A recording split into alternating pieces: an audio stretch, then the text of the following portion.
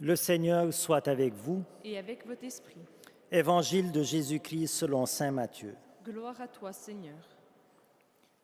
En ce temps-là, comme Jésus marchait le long de la mer de Galilée, il vit deux frères, Simon appelé Pierre et son frère André, qui jetaient leur filet dans la mer, car c'étaient des pêcheurs.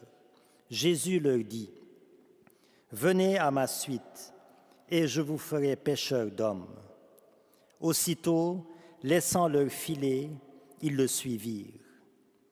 De là, il avança et il vit deux autres frères, Jacques, fils de Zébédée, et son frère Jean, qui étaient dans la barque avec leur père, en train de réparer leur filet.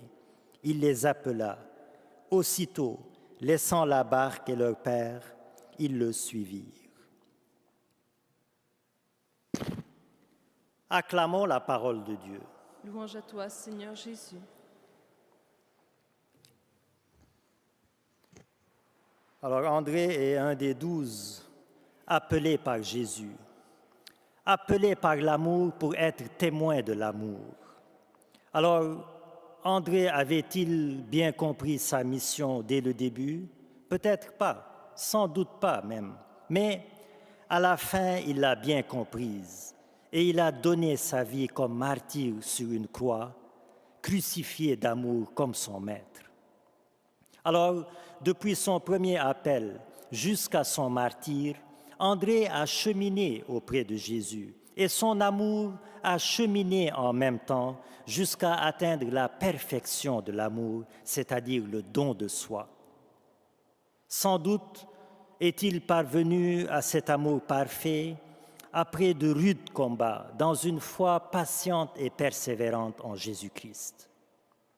C'est dire donc, frères et sœurs, que nous aussi, notre amour chrétien, notre charité est appelée à être purifiée tout au long de notre vie au prix de rudes combats, dans une foi patiente et persévérante en Jésus-Christ.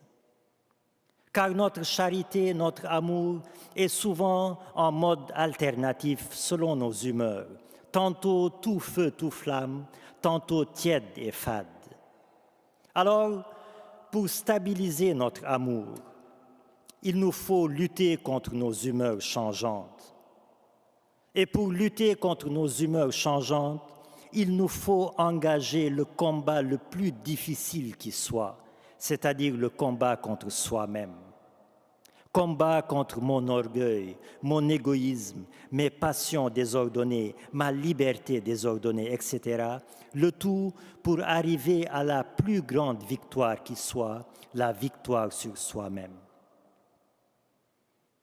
Alors, dans ce combat pour augmenter, pour accroître, pour affiner mon amour, il faut bien sûr être patient avec soi-même. C'est-à-dire accepter humblement en cours de route mes échecs, mes défaites, mes lenteurs, mes rechutes dans le combat de l'amour. Mais les accepter non pas par fatalisme, mais les accepter comme un tremplin pour mieux rebondir.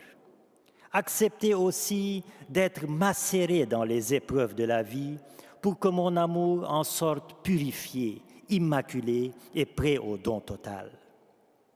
Alors André, que nous fêtons aujourd'hui, y est parvenu, en ayant bien sûr vu Jésus-Christ physiquement à ses côtés.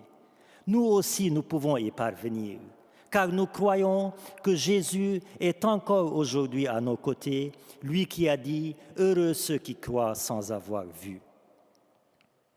Frères et sœurs, si la religion chrétienne est appelée la religion de l'amour, c'est que l'amour est sa source, son centre et sa finalité. Alors, comme il a appelé jadis André à l'amour, Jésus nous appelle encore aujourd'hui à l'amour. À nous de ne pas décevoir cet amour qui nous appelle. Car décevoir l'amour, c'est décevoir la vie elle-même. Tourner le dos à l'amour, c'est tourner le dos à la vie elle-même et allumer de nos propres mains le feu de la mort.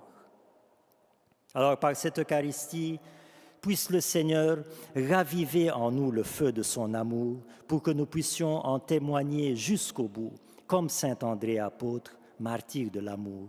Amen.